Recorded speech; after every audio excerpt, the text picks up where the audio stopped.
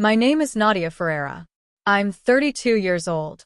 And the Tuesday morning my mother sent that voice note to 17 members of my extended family was when I finally understood that living 2 floors below someone does not mean you are close to them. The voice note came through at 7:04 a.m. I was in my kitchen, still in the clothes I had slept in, waiting for the coffee to finish. My phone lit up with a notification from the family group, a circle I had been part of my whole life, containing aunts and cousins and 2 great-aunts who I was not sure still used the app regularly. My mother's voice came through the small speaker when I tapped the play button. 43 seconds. I am done. I have given everything to this family and to this daughter, and I get nothing back. Nothing. I am tired of being treated like I am invisible in my own home. I am done. Her voice was not loud. That was the part one kept returning to as I listened to it a second time. She was not screaming. She spoke with the settled certainty of someone who had rehearsed what she was going to say and had decided that composure would land harder than volume. She was right. 43 seconds of composed certainty to 17 people at 7 in the morning lands considerably harder than a fight. I listened twice. I took out my earbuds. I looked at the time, 7:06, and stood at the kitchen counter for a moment without moving. My phone was still in my hand. I could see the group thread filling in under the voice note. A heart from my aunt in Porto, a message from my cousin Marcus asking if everyone was okay, the small gray circles indicating 3 other people were typing. The thread would keep going for a while. These things always do. The family group is a system with its own weather patterns, and a message like my mother's is the equivalent of a low-pressure system moving through. It generates its own responses, which generate their own responses, and the conversation moves until it exhausts itself or until someone changes the subject. I was not going to change the subject. I put my phone in my pocket.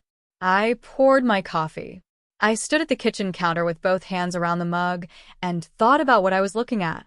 What none of those 17 people knew, and what my mother had apparently not considered when she recorded the voice note, was that the joint account keeping her utilities running and her grocery delivery active had been funded by my transfers alone for the past 3 years. I set my mug down. I picked up my bag. I went to work. I manage properties for a mid-size residential firm that handles a portfolio of apartment buildings across the city. The work involves a large amount of what I would describe as sustained low-grade problem-solving, maintenance requests that require coordination between contractors and residents, lease disputes that require careful reading of documents most tenants have never fully read, noise complaints that require diplomatic precision, and no small amount of patience. My colleague Leon Wachter, who handles the commercial side of the portfolio, describes our work as being the person everyone calls when something has stopped working. He means it as a mild complaint. I have always found it accurate.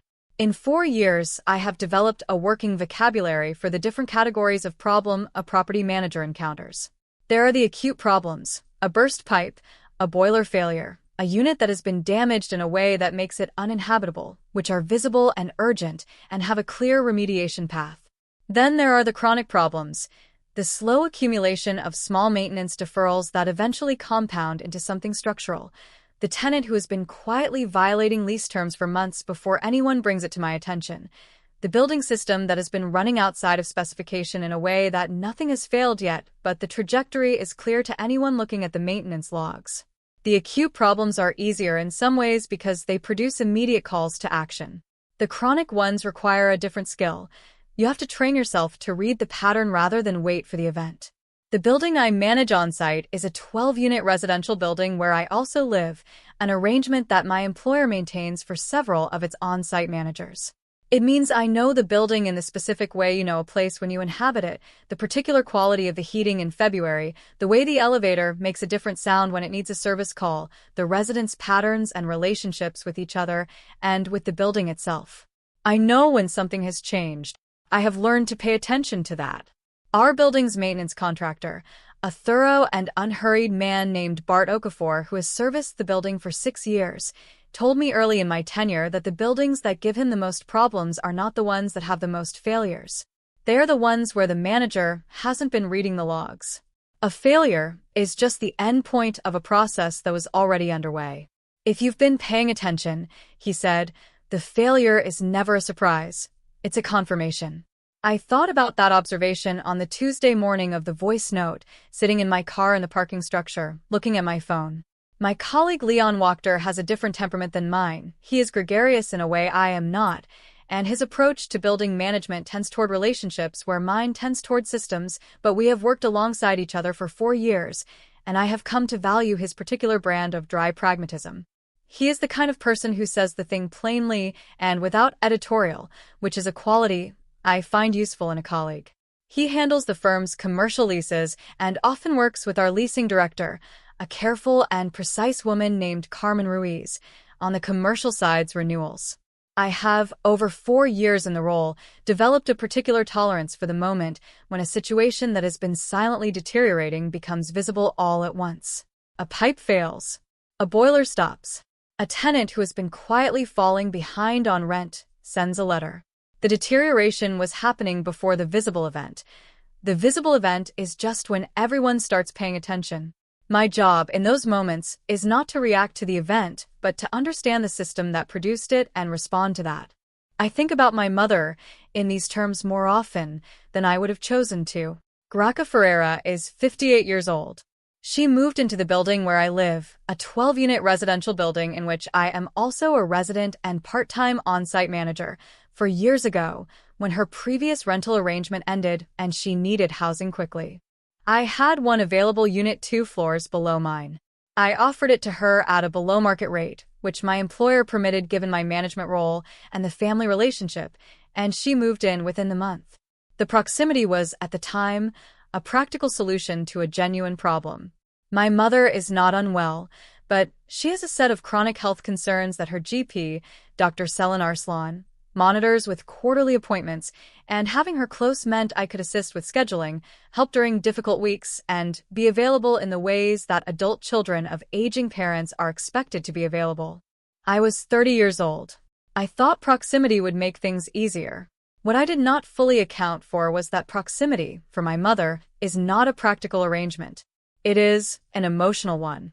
Moving into the same building as her daughter did not, in her experience, means she would have convenient access to help when she needed it. It meant she would now have continuous evidence of whether or not I was present in the way she required. The elevator passes my floor on its way to hers.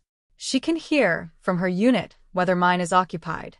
She knows my work schedule, my social calendar, and the general shape of my weekday rhythms in the specific way that people who live in vertical proximity to each other know things. Not through surveillance, but through the ordinary accumulation of shared space. What she required from this proximity, what she had always required, in ways I had spent years learning to navigate, was a quality of attention that I was not able to provide because it was not really about availability. My mother's relationship with closeness is rooted in a childhood I only understand in fragments, a household where she was the eldest of 6, the one who held things together, the one whose needs were last because her needs were assumed to be a lesser priority than her utility. She became very good at providing for others and very uncomfortable when provision was not the organizing principle of a relationship. When I was a child, she gave a great deal. When I became an adult who did not need to be provided for in the same ways, she experienced my independence as a withdrawal. And when I moved across town for work at 26, and then again when I did not move back, the withdrawal became, in her accounting, abandonment. I am a functional adult with a full-time job and a life that does not organize itself around my mother's needs. This has been, in her framing, the central problem of our relationship for roughly a decade. The move to my building was supposed to be a reset, a repair of the distance through proximity. In some ways it worked. In other ways it simply concentrated the existing friction into a smaller radius. I have a specific memory that I return to when I am trying to understand the pattern. Not a dramatic moment. A Tuesday afternoon about a year after she moved in. I had come home from work, gone up in the elevator, and passed her floor on the way to mine. I had not stopped. I was carrying groceries and I was tired, and I intended to text her later. She texted me while I was still in the elevator, a single message: "I saw you come in." I had stood in the elevator with my groceries and my phone and thought about what it meant that she had been watching for the elevator light to know when I arrived home. I had not named that observation at the time. I had texted back that I would come down later, and I had, and we had a pleasant 40 minutes, and the moment passed without being discussed. But I had filed it the way I file maintenance observations, something that was within normal parameters but was worth noting because the trajectory was visible to anyone looking at the pattern. The joint account had started as a practical measure 18 months after she moved in. My mother's income is fixed, a pension from her years working in hospital administration, supplemented by a small investment account she largely does not touch. It is adequate for her rent, which I had helped make manageable, but the combination of grocery costs and utility bills in our city had been stretching it in ways she raised with me repeatedly over her first 2 years in the building. Not dramatically, she did not ask outright, which is consistent with how she operates. She mentioned the costs in passing, commented on how things had become more expensive, let the shape of the problem become visible, without directly requesting a solution. I had learned to read this pattern years ago. I suggested the joint account. The idea was simple. I would contribute a set amount each month. We settled on $740, which covered her estimated monthly utilities and a grocery delivery subscription, and the account would function as a shared household fund she could draw on without having to track it against her pension income. I researched the options, selected an account type that made the arrangement clean and auditable, and called Pauline Cho at the bank's account services line to set up the authorization. Pauline was efficient and clear, the kind of person who explains a process once, correctly, gives you the direct number for follow-up questions, and does not need to be asked twice. The first transfer went through in late autumn of that year. I remember the morning it cleared. I was in my apartment, checking the transfer confirmation on my banking app before leaving for work, standing at the same kitchen counter I had been standing at when I made the decision, thinking about whether I had made the right call or whether I had simply extended an arrangement I would eventually have to revisit. I had a clear sense that this was not a permanent solution. What I underestimated was how easily temporary solutions become permanent when no one names the transition point. My mother thanked me once, briefly, in the week after the first transfer. The account became, within a few months, simply a feature of her life. The thing that was there, reliable, not requiring discussion. I did not raise it. The transfers went out on the 5th of every month. The utilities stayed current. The grocery deliveries arrived on Tuesdays. For 3 years, I put that amount into an account my mother drew on and never mentioned. Then she sent a voice note to 17 people at 7 in the morning saying I gave nothing back. At work that Tuesday, I had a full schedule. The first appointment was a contractor walkthrough in the east wing of the building, Bart Okafor, going through a list of deferred items I had flagged over the past quarter. Bart is deliberate and unhurried. A walkthrough with him typically takes 90 minutes because he does not move to the next item until the current one is fully assessed. I followed him through the corridor, took notes on my clipboard, confirmed the priority sequence, and scheduled the remediation order. By the time we finished, it was nearly noon. After that, I had 2 lease renewal calls. The first was straightforward, a long-term tenant extending for another year, familiar terms, 20 minutes. The second was more involved, a resident who had been in the building for 18 months and was using the renewal conversation to raise a list of maintenance concerns that had accumulated over their tenancy and which, I noted, had not been formally logged through the request system during that time. I went through each item methodically. I scheduled the ones that were building responsibilities. I explained the ones that were not. The resident was frustrated at the outset and more settled by the end of the call, which is usually how it goes when someone has been carrying a grievance they have not known how to present. The mediation meeting was at 3. 2 residents on the 3rd floor, adjacent units, a shared storage allocation that had been in dispute for 4 months. I had read both of their written accounts before the meeting and noted, as I often do in these situations, that neither of them was wrong about the facts. They disagreed about the implication of the facts, which is a different problem and requires a different approach. I did not resolve the dispute in the meeting. I established a framework, a written agreement about the storage division, signed by both, to be filed with the building's records. It took 45 minutes. When they left, they were not friends, but the problem had a documented shape. Leon stopped by my desk afterward and asked if I was all right because, he said, I had been very quiet all day. I told him I was fine and that I had something to deal with when I got home. He nodded and did not ask further, which is one of the things I appreciate about working with Leon. He reads rooms well and does not press. At 4:47 p.m., I received an automated alert from the utilities management system. The alert was routine in format, a payment flag on one of the building's residential units. The unit was 4B, my mother's apartment. The flag had been generated because the account linked to automatic payment for 4B's utility billing had changed status earlier that day. At 11:23 a.m., to be precise, 4 hours and 19 minutes after I had closed the joint account from my banking app on my phone, sitting in my car in the building's parking structure before driving to my first appointment. I had not made the decision in the car. I had made it at 7:06 a.m., standing in my kitchen holding a mug of coffee after listening to 43 seconds of composed certainty directed at 17 people. The parking structure was just where I had a signal and 2 quiet minutes to log in. I had not canceled the account in the way a person cancels something in anger. I had logged in, looked at the balance, $218, the remainder after the last grocery delivery, and transferred my portion out. The account did not close immediately. It went to inactive status, pending 30 days processing. But the utilities auto-pay had tried to pull the scheduled payment and found insufficient authorization. The flag was the system doing what it was designed to do. I noted the flag in the building's maintenance log. I added a note that a follow-up would be needed with the resident in 4B regarding payment method, the standard phrasing I use for any billing interruption on any unit, the same sentence I have written a dozen times for other residents in other circumstances. I went back to my lease renewal call. My mother called at 5:34 p.m. I let it go to voicemail. The message was not 43 seconds this time. It was 2 minutes and 11 seconds, and the composure of the morning's voice note was no longer present. She had received a notice from the utility company about the payment flag on her account. She did not know why the account had changed status.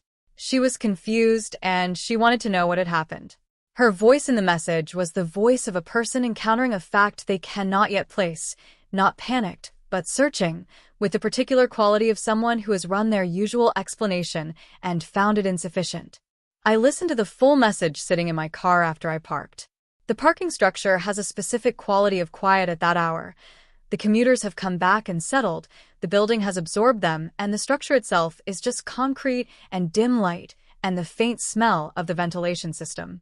I have come to use the few minutes I spend there at the end of the day as a kind of transition, from work self to home self, from managing other people's problems to managing my own. I got out of the car. I took the elevator to my floor. As the doors opened, I heard footsteps in the stairwell. The stairwell connects all floors and the sound travels in it in a specific way, individual footsteps distinct if you know the acoustics, and then my mother's voice before I saw her, saying my name once, sharply, into the empty corridor. She had come up 2 floors. She was standing in the corridor outside the elevator when the doors opened, and she looked at me as I stepped out, and for a moment neither of us said anything. She was in her house clothes, the cardigan she wears in the evening, slippers, which told me she had come up as soon as she heard the elevator rather than dressing to go out. She had been waiting. The account, she said. Yes, I said. What happened to it? I transferred my portion out this morning. She looked at me for a moment. The corridor light does not flatter anyone at 5:40 in the afternoon. It is fluorescent and direct and casts a particular kind of flatness over everything. My mother looked under it, like a woman who had spent the day with a question she could not answer. Why? She said. I looked at her for a moment. The hallway was quiet in the way that residential building hallways are quiet on weekday evenings. The hum of the building systems, the faint sound of a television somewhere, the sense of other lives behind closed doors.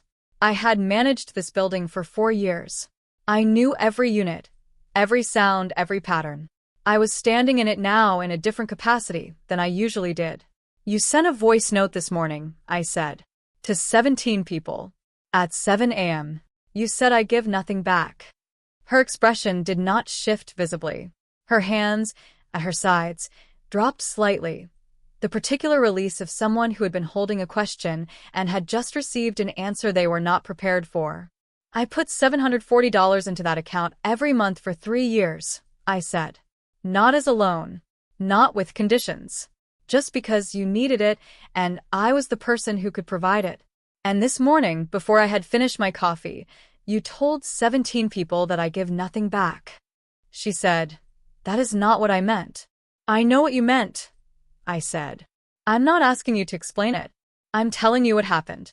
A door opened 2 units down, a neighbor, Mr. Popadis in 60, stepping out with his dog's leash, registering the conversation in the hall and retreating back inside with professional discretion.